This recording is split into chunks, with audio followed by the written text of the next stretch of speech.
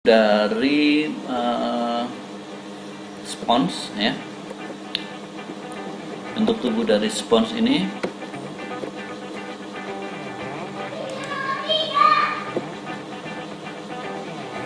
tadi sudah dikatakan bahwa tubuhnya itu tidak simetris ataupun beberapa itu ada juga yang radial. Nah, kemudian tubuhnya ini memiliki warna yang cerah ya, sehingga sering dikira bukan hewan, karena hewan umumnya dia punya kesimetrian gitu ya. Dia punya kesimetrian, tapi kalau pada ini spons ini dia tidak simetri ya. Kemudian warnanya cerah, jadi kalau di laut itu kalau tidak kenal itu maka tidak menganggapnya hewan ya. Nah, seperti tadi kalau kita lihat di ilustrasinya ini, ini spons matanya mana tidak ada matanya gitu ya, tidak ada alat gerak yang lain ya. Nah, jadi terkadang orang bisa terkecoh kalau itu masuk ke dalam klasifikasi hewan. Nah, kemudian embrio tidak berkembang membentuk endodermis dan mesodermis karenanya tidak memiliki jaringan.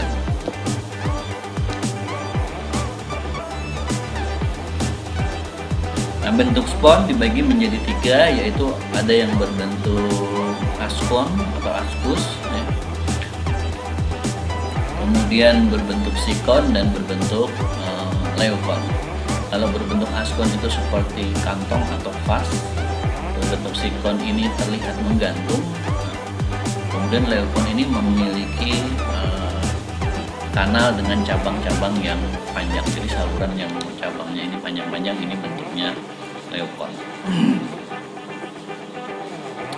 Nah, ini adalah contoh yang berbentuk askon ya. Askon itu ini ya bentuknya seperti kantong seperti ini ya. Nah, jadi ada rongga di bagian tengahnya. Nah, ini adalah osculumnya. Ini tadi seperti kita lihat ini rongga sponsnya. Nah, ini ada celah-celahnya. Kemudian ini adalah tadi bagian sel yang menyerap tadi ya, sel yang menyerap nutrisi. Nah, kalau sikon tadi yang terlihat melayang karena dia seperti ini ya.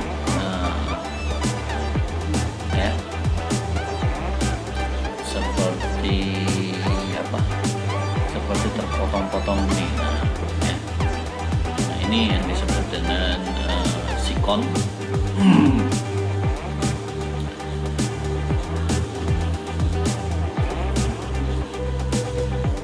Kemudian bila leukon, nah leukon itu dia punya kanal yang panjang-panjang seperti ini. Ini tadi saluran air keluarnya. Nah, dia ada saluran panjang-panjang ini, jadi tidak satu gitu saluran airnya itu ya.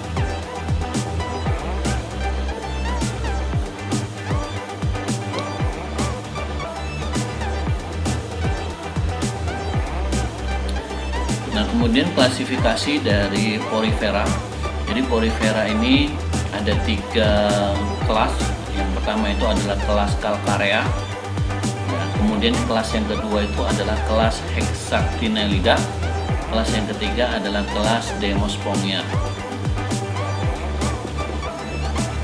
Kelas Calcarea ini memiliki ciri-ciri berupa spikula itu tersusun dari kalsium karbonat.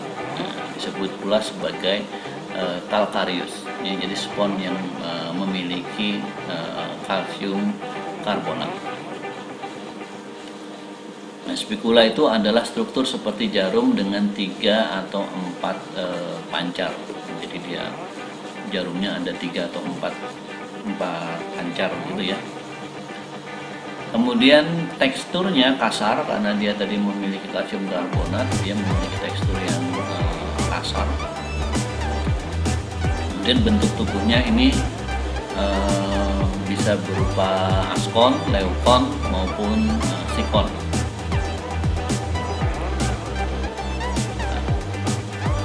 kemudian hidupnya di laut. Contohnya adalah Grantia serta Leucosolenia. Ini adalah contoh dari spons jenis Leucosolenia ya. Nah, ini adalah Clatrina canariensis. Jadi ada Leucosolenia dan Clatrina canariensis.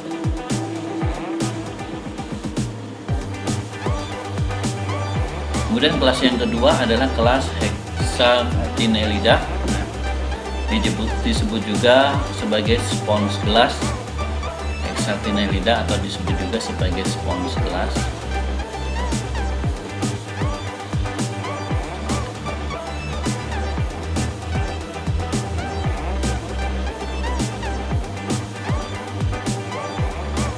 Nah, ini kalau tadi memiliki kalsium karbonat, pada kelas Hexactinellida ini spikulanya ini tersusun atas silika.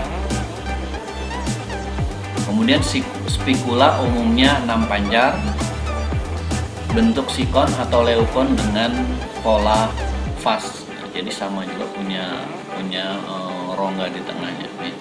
Sikon atau leukon dengan pola vas.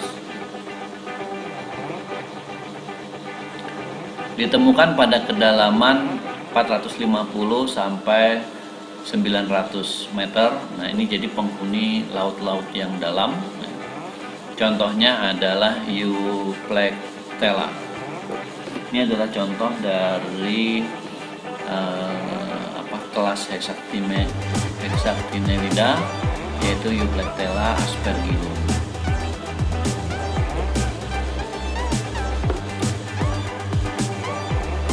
Kemudian ada kelas Demospongia.